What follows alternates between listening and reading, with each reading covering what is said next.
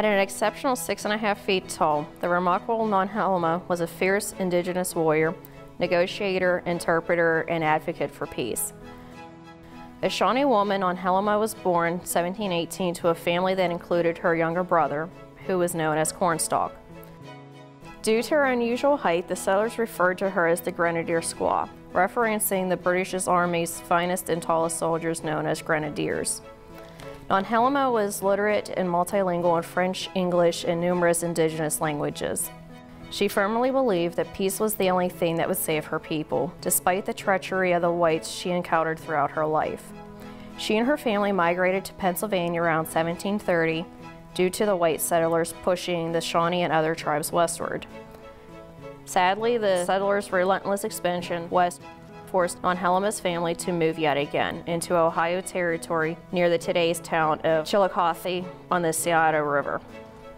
Nonhelema's first marriage was to a Shawnee man at a young age. Later in life, she married Shawnee chief Malantha. Nonhelema had relationships with white settlers, including Indian agent Colonel Alexander McKee, with whom she had a son, Thomas. Her son, Tamanantha, also known as Captain Butler, was born of her union with Colonel Richard Butler, for whom Butler, PA, and Butler Street in Pittsburgh's Lawrenceville neighborhood are named. When she was young, Nonhelema fought in multiple battles and was known to be a powerful opponent. She was at the Battle of Bushy Run in August 1763, painting her body black and fighting naked, as was the custom of the Shawnee people.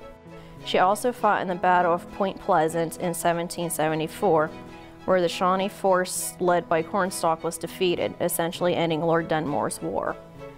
The Shawnee had both male and female chiefs. Nonhelema became chief of the largest Shawnee village located on the Pickaway Plains in the Ohio Territory, where she and her family lived. Women are highly valued in Native American tribes, and white men often requested to speak with the wise woman in tribes.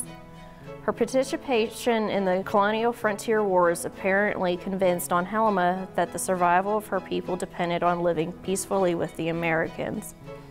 Although Nonhelema and Cornstalk's peace proposals were opposed by most of the Shawnee, by the Revolution she had become the peace chief and spent the rest of her life working toward that goal.